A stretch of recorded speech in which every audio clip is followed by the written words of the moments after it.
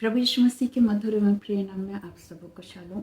आज के मनन के लिए जो मैंने पाठ लिया है वो है कि आज हम पवित्र सप्ताह के प्रत्येक दिन के महत्व को बाइबल से समझेंगे।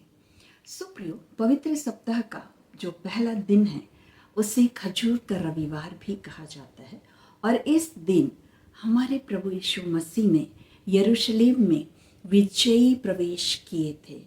विजयी प्रवेश इसलिए कहा जाता है कि उन्होंने जो भविष्यवाणियां उनके लिए की गई थी उससे वो पूरा करने वाले थे। और हम देखते हैं जकरिया में यीशु मसीह के बारे में लिखा हुआ है, जकरिया 9 और उसका 9वां पद, वहाँ पे लिखा हुआ है, हे सियोन बहुत ही मग्न हो, हे यरूशलेम जय जयकार कर, क्योंकि तेरा राजा तेरे पास आएगा, वो धर्मी और उद्धार पाया हुआ है, वह दीन है और गधे पर वरन गधी के बच्चे पर चढ़ा हुआ आएगा। सो ये प्रभु यीशु मसीह के लिए भविष्यवाणी कर दी गई थी। और इस खजूर के रविवार के दिन ही प्रभु यीशु मसीह एक गधे के बच्चे में के ऊपर बैठ के यरूशलेम में एक उद्धारकर्ता के रूप में प्रवेश करते हैं, ताकि हर एक वे बातें जो प्रभु यीशु मसीह के लिए भविष्यवाणियाँ की गई थी वो सारी बातें यहाँ पे पूर्ण होने पाए। और हम देखते हैं, हम मरकुस में, यूहन्ना में और मत्ती में इस घटना को पढ़ते हैं और हम देखते हैं कि जितनी भी भीड़ यीशु मसीह के आगे आगे और पीछे पीछे चलती थी वो ये पुकारती थी कि दाऊद की संतान की होशन्ना, धन्य है वो जो प्रभु के नाम से आता है, आकाश में होशन्ना। सो प्रियो, ये सब कुछ इसलिए हुआ कि जो भविष्यवाणी प्रभु यीशु मसीह के लिए की गई थी वो भविष्यवाणी पूरी हो। सो हमने पहली चीज़ देखी खजूर का रविवार, जिसमें प्रभु यीशु मसीह ने एक उद्धारकर्ता के रूप में यरूशलेम में प्रवेश किया, और वो इसलिए कि जो भविष्यवाणियाँ उनके लिए की गई थी वे पूर्ण होने पाए। हम देखते हैं आगे पवित्र सोमवार और मंगलवार। प्रियो, ये प्रभु यीशु मसीह के शिक्षा और अधिकार का समय था। उस समय प्रभु यीशु मसीह ने उनसे 2 दृष्टांतों में बातें करी, और वे जो दृष्टांत थे उससे यह प्रकट होता था कि कौन लोग परमेश्वर के राज्य में वारिस होंगे या प्रवेश करने पाएंगे, और उससे ये भी प्रकट हो रहा था कि वे लोग प्रभु यीशु मसीह को अस्वीकार करेंगे, यानी कौन? महायाजक लोग और पुण्य लोग। वे लोग प्रभु यीशु मसीह को अस्वीकार करेंगे, वे उसने एक उद्धारकर्ता के रूप में स्वीकार नहीं करने वाले। और फिर ये सारी बातों के बाद वे लोग समझ गए, जो महायाजक लोग थे, पुण्य लोग थे, फरीसी लोग थे, वो लोग इस बात को समझ गए कि जो दृष्टांत प्रभु यीशु मसीह ने कहे हैं वो उन्हीं के लिए हैं। और फिर वो यीशु मसीह को पकड़ने और मार डालने के लिए योजना बनाने लगते हैं। इसी बीच में एक व्यवस्थापक यीशु मसीह से पूछता है कि सबसे बड़ी आज्ञा कौन सी है, और यीशु मसीह ने उसको जवाब दिया कि परमेश्वर से पूरे मन, प्राण और बुद्धि से प्रेम करना और अपने पड़ोसी से अपने समान प्रेम करना सबसे बड़ी आज्ञा यही है। और इसी प्रकार से हम देखते हैं इन पूरे अध्यायों में कि प्रभु यीशु मसीह ने उन्हें इस बात की शिक्षा दी कि उन्हें किस प्रकार से रहना है और कौन सी बड़ी आज्ञा है, और कौन लोग प्रभु को स्वीकारेंगे और कौन लोग प्रभु को नहीं स्वीकारेंगे। आगे हम देखते हैं पवित्र बुधवार, होली वेडनेसडे। यहाँ पर हम देखते हैं, हम पढ़ते हैं मत्ती 26 1 से 16 के बीच में कि प्रभु यीशु मसीह को पकड़वाने और मार डालने के लिए महायाजक और पुण्य लोग कैफा के आंगन में क्या हुए हैं, वहाँ पे जमा हुए हैं। और वे लोग ये चाहते हैं कि हम किस प्रकार से प्रभु यीशु मसीह को पकड़ें और उन्हें मार डालें। और इन्हीं दिनों में, इसी बुधवार के दिन में यीशु मसीह जो है वो बैतनिया में शिमोन कोढ़ी के घर में जाते हैं और वो वहाँ रहते हैं। और जब वो वहाँ थे उस समय एक स्त्री आती है जो कि अनमोल बहुमूल्य इत्र को लेके आती है, और प्रभु यीशु मसीह के सिर पर डाल देती, तो लोग बड़े नाराज होते हैं कि इतना महंगा जो इत्र है उससे इस प्रकार से क्यों बर्बाद किया गया। तब प्रभु यीशु मसीह ने कहा कि नहीं, उससे परेशान मत करो, क्योंकि उसने ये मेरे गाड़े जाने की तैयारी के लिए मेरे साथ ये किया है। और फिर हम देखते हैं कि जो यहूदा इस्करियोती होता है वो जाता है महायाजक लोगों के पास और वहाँ जाके उनसे कहता है कि यदि मैं यीशु मसीह को तुम्हारे हाथों में पकड़वा दूं तो मुझे क्या मिलेगा।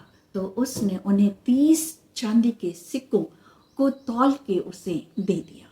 प्रियो, ये इसकी भी भविष्यवाणी वचन में पाई जाती है।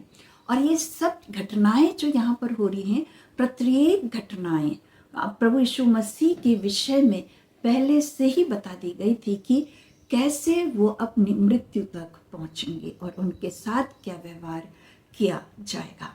हम देखते हैं उसके बाद कि जब यहूदा इस्करियोती ने महायाजक लोगों से 30 चांदी के सिक्के ले लिए, तब वो जाता है और इस बात का अवसर ढूंढने लगता है कि वो प्रभु यीशु मसीह को कब पकड़वाए। अब हम आते हैं होली थर्सडे, पवित्र गुरुवार के दिन। इस दिन प्रभु यीशु मसीह ने अंतिम भोज यानी प्रभु भोज की स्थापना की। ये अपने शिष्यों के साथ उनका अंतिम भोज था और इसी दिन उन्होंने प्रभु भोज की भी स्थापना की थी। जब यीशु मसीह रात को अपने शिष्यों के साथ भोजन करने के लिए बैठे हुए थे, तब भोजन करने के समय उन्होंने ये कहा कि तुम में से एक मुझे पकड़वाएगा। और तब यहूदा इस्करियोती ने पूछा, क्या वो मैं हूँ? यीशु मसीह ने कहा, तू कह चुका। और तब यीशु मसीह ने रोटी ली, आशीष मांगी, तोड़ी और चेलों को दे के कहा कि ये मेरी देह है। फिर उसने कटोरा लेकर धन्यवाद किया और उन्हें दिया और कहा, ये मेरा वो लहू है जो बहुतों के पाप क्षमा के लिए बहाया जाता है। और इस प्रकार प्रभु यीशु मसीह ने प्रभु भोज की स्थापना की और अंतिम बार चेलों के साथ भोजन किया। और फिर रात को हम देखते हैं कि उसी रात को प्रभु यीशु मसीह ने ये भी कहा अपने शिष्यों में से कि तुम सब आज ही मेरे विषय में ठोकर खाओगे, आज ही रात को तुम मेरे विषय में ठोकर खाओगे। तो पतरस ने कहा कि ऐसा नहीं है, मैं ठोकर नहीं खाऊंगा। तब यीशु मसीह ने उससे कहा, आज ही रात को मुर्गे के 3 बार बांग देने से पहले तो मुझसे मुकर जाएगा। और पतरस कहता है कि नहीं, मैं तेरे साथ मरने के लिए भी तैयार हूँ। इवन जो दूसरे चेले लोग थे उन्होंने भी यही कहा कि हम भी तेरे साथ मरने के लिए तैयार हैं। और फिर उसके बाद यीशु मसीह अपने चेलों के साथ गेतसेमनी बाग में जाते हैं और वहाँ पर भी वो अपने चेलों से कहते हैं कि तुम यहीं रुके रहो। और पतरस को, यूहन्ना को और याकूब लेके थोड़े और आगे स्थान पर जाते हैं जहाँ पर कि उनका मन बहुत व्याकुल होता है। और फिर वो उनको भी वहाँ छोड़ते हैं और उसके भी आगे जाते हैं और आगे जाके परमेश्वर पिता से प्रार्थना करते हैं कि हे पिता, यदि हो सके तो ये कटोरा मुझसे टल जाए, फिर भी मेरी इच्छा नहीं और आपकी इच्छा पूरी होने पाए। वो इतने कष्ट में थे कि उनका जो पसीना था वो लहू की बूंद में के समान, लहू की बूंद के समान वो वहाँ पे टपक रहा था, यानी कि वो लहू की बूंदें वहाँ टपक रही थी। और वो बहुत ज़्यादा व्याकुल थे क्योंकि उन्हें मालूम था कि अब अगले क्षण में, अगले पलों में क्या होने वाला है। और फिर हम देखते हैं आगे शुभ शुक्रवार, दैट इज गुड फ्राइडे, और यीशु मसीह को इसी दिन क्रूस पर चढ़ाया गया था। हम देखते हैं कि यहाँ पर जो महायाजक लोग हैं, जो एक बहुत बड़ी भीड़ है जो यीशु मसीह को पसंद नहीं करती थी, वो यहूदा इस्करियोती के साथ वहाँ तक आती है, उस गेतसेमनी की बाग में आती है। यहूदा इस्करियोती को मालूम रहता है कि यीशु मसीह कहाँ मिलेंगे और उन्होंने एक चिन्ह दिया था। यहूदा इस्करियोती ने महायाजक और भीड़ को एक चिन्ह दिया था कि जिसे मैं चूमूं वही यीशु है, तुम उस पर हाथ डालना।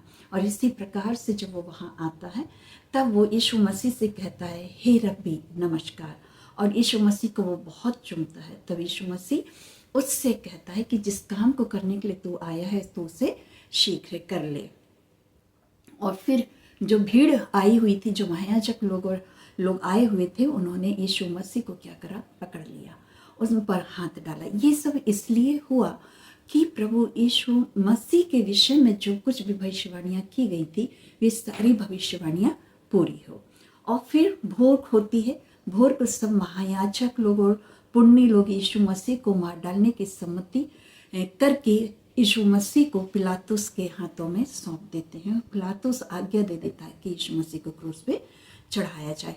और ये सारी बातें यहूदा इस्करियोती देखता है, और जब वो ये देखता है तब उसे पछतावा होता है, और पछतावे में वो जाता है महायाजक लोगों के पास और कहता है कि मैंने निर्दोष को घात करने के लिए पकड़वा कर पाप किया है। उन्होंने कहा हम नहीं जानते।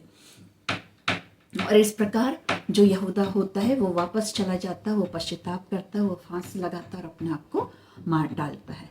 और फिर उसके बाद जब यीशु मसीह के लिए यह आज्ञा निकल जाती है कि इसे क्रूस पे चढ़ाया जाए, तब यीशु मसीह को गुलगुता नामक एक जगह, जिसे खोपड़ी का स्थान भी कहते हैं, उस जगह पर लेके जाया जाता है और वहाँ पर उन्हें क्रूस पे चढ़ा दिया जाता है।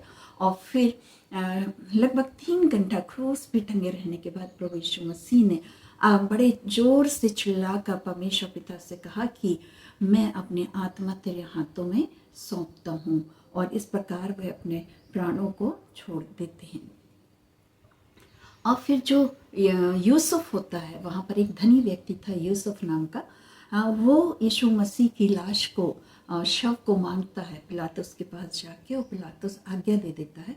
तब पिलातुस से यीशु मसीह के शव को लेके वो एक उज्जवल चादर में लपेटता है और उसे एक नई कब्र में रखता है। वो चट्टान में बनाई गई थी जिसमें कभी कोई नहीं रखा गया था, और उसके ऊपर एक बहुत बड़ा पत्थर को लुढ़का दिया जाता है और उस पर सील लगा दी जाती है। और वहाँ पर जो सूबेदार लोग होते हैं, जो हाकिम लोग होते हैं, वो उस कब्र की रखवाली करने के लिए ठहराए जाते हैं। और अब हम आते हैं पवित्र शनिवार के दिन। यीशु मसीह ने मृतक स्थान में, अर्थात जिसे शेओल कहा जाता है या हदेश कहते हैं, या हम बोलें अधलोक, वहाँ पर प्रभु यीशु मसीह ने जाके जो मृत आत्माएं जो वहाँ पर रखी हुई थी, है ना, जो लोग मर गए थे और जिनकी आत्माओं को वहाँ रखा जाता था, उस जगह में जाके प्रभु यीशु मसीह ने उनके बीच में कार्यों को करा। वहाँ पर प्रभु यीशु मसीह ने प्रचार का काम किया। जैसे हम पढ़ते हैं पहला पत्रस 3 और 18 और 19 में, वहाँ पर हम देखते हैं कि यीशु मसीह शरीर के भाव से तो घात किया गया, पर आत्मा के भाव से झुलाया गया। उसी में जाकर कैदी आत्माओं को उसने प्रचार किया, अर्थात अधलोक में जाके प्रभु यीशु मसीह ने कैदी आत्माओं को प्रचार करा।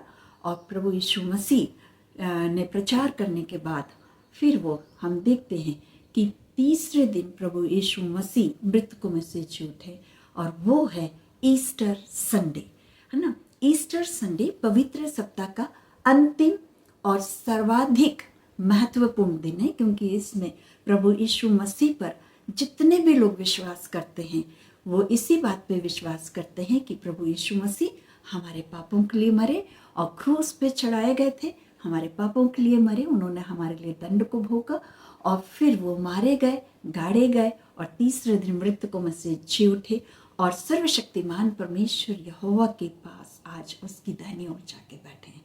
यही हमारा मूल आधार है विश्वास करने का। सो यही है ईस्टर संडे, कि जब प्रभु यीशु मसीह तीसरे दिन मृतकों में से जी उठते हैं और लोगों को दर्शन देते हैं, लोगों को बताते हैं, अपने आप को प्रकट करते हैं लोगों के सामने, और फिर 40वें दिन प्रभु यीशु मसीह स्वर्ग में उठा लिए जाते हैं, और वो वहाँ स्वर्ग में परमेश्वर पिता के दाहिने हाथ पर विराजमान है। और आज हम सबों के लिए विनती और प्रार्थना करते हैं परमेश्वर पिता से कि हम सब प्रभु के बेटे और बेटियां परमेश्वर की उपस्थिति में उसके स्वर्गीय राज्य में हम प्रवेश करने पाएंगे। प्रियो, इस पवित्र सप्ताह में हम देखते हैं कि जो कुछ भी भविष्यवाणियाँ प्रभु यीशु मसीह के लिए की गई थी, वे सारी भविष्यवाणियाँ पूरी होती है। और प्रभु यीशु मसीह ने भी क्रूस पर से भी कहा कि पूरा हुआ, अर्थात हर एक वो काम जो प्रभु यीशु मसीह के लिए परमेश्वर पिता के द्वारा ठहराया गया था, प्रभु यीशु मसीह ने उसे पूरा किया।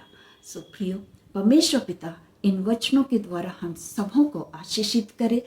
जो कार्य परमेश्वर यहोवा ने हम सबों को दिए हैं, आइए हम भी प्रभु यीशु मसीह के साथ पवित्र आत्मा की उपस्थिति में उन कार्यों को पूरा करें और हम भी प्रभु के साथ उसके स्वर्गीय राज्य में प्रवेश करने पाएंगे। आमीन, आमीन और आमीन। Shalom, shalom.